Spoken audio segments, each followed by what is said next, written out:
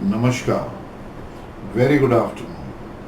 This is Commander Sudhir, and today I am going to talk about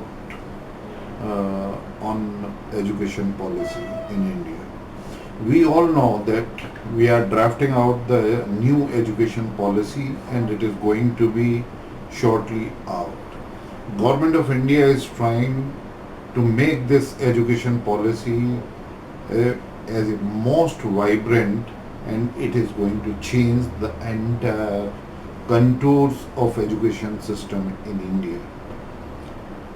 There are many committees, they have given recommendations, many stakeholders, those have been consulted, but now I am also putting my views which I feel which is going to be the part of it, and if it is not the part of it, then I would like to put forward my recommendations for consideration, please.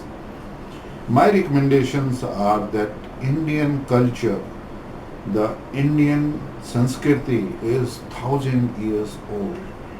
We have evolved our granths, and nowadays the new generation, they do not know anything about what are our Ved, what are our Shastra, what are Purans, Nitiyas and Upanishads. Our generation is not aware today that how much powerful Sanskrit language is. So these are the issues that we have to turn our education where all these things are taught right from the childhood. When these things are taught and little bit of that Ramayana and Mahabharata, which is going to turn the social awareness, social consciousness, how we must behave in the society, it is going to be of immense help. We have to have our primary education and then secondary education based on Vedic science. We were at the forefront to discover the things, whether it was zero or whether it was solar system.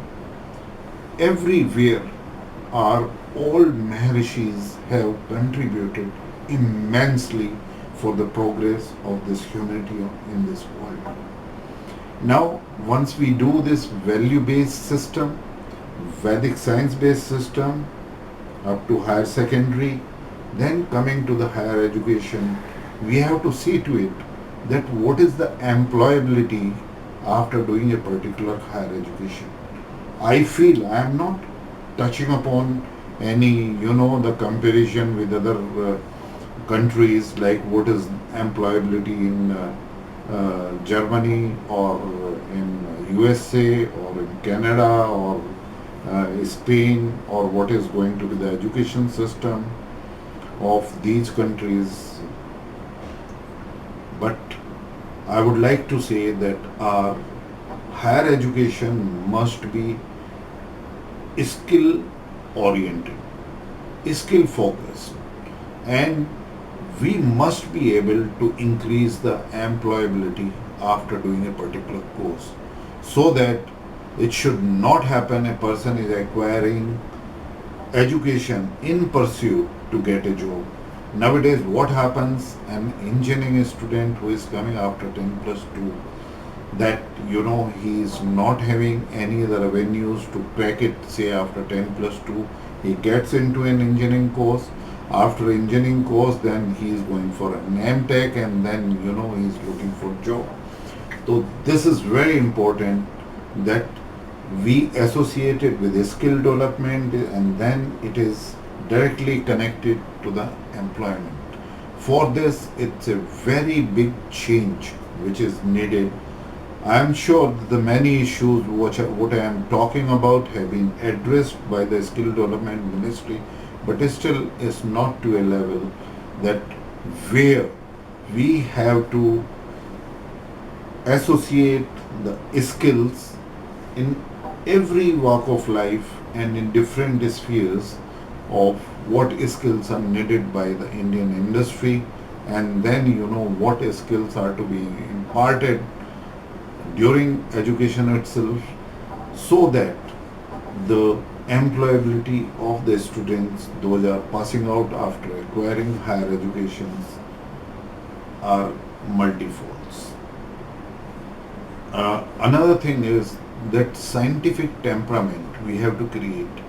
And here, what is happening in higher education, very less people are going for research oriented projects in the research institutes.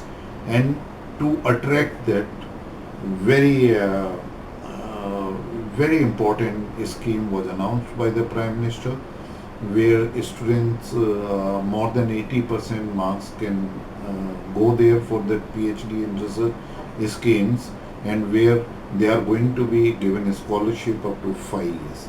So these kind of schemes have to come up so that we are having a value-based education. Now I'll touch upon little bit that we have to bring Sanskrit somewhere into the mainstream, that we are teaching to the students in primary as well as in secondary, and then there is a provision in graduation, post-graduation, and in research.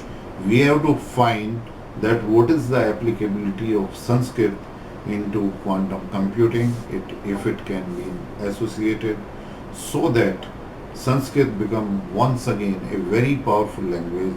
And I am sure if we put efforts now, by 2050, Sanskrit will again turn around to be the most powerful language in the world, and going to be spoken and communication, so that we can decode what are Maharishis and the fathers of India have written in these granths like Ved, Upanishads, Puran, Nityas, and all. Finally, I would like to say that our history is totally distorted. We have to pay maximum emphasis that we rewrite the entire history. We have never talked about in our history, which is being taught to the children till secondary, that what was the contribution of Hindu Rajas in India, and till the invaders started coming to India, how different dynasties of Hindu Rajas have done so well up to 200 years, 300 years. So all these dynasties and all these are value-based governance which has been given by Hindu Rajas have to be again taught to our children, because that is the basic of our Vedic culture, Sanatan Dharma, and our old age civilization, like in the civilization. And with these recommendations, I am sure if we incorporate in our education system in detail, comprehensively, we can turn around our youth, that they become not only employable, skilled, but they will be very good not only for India, but to the entire world as an asset. Thank you very much. Jai Hind.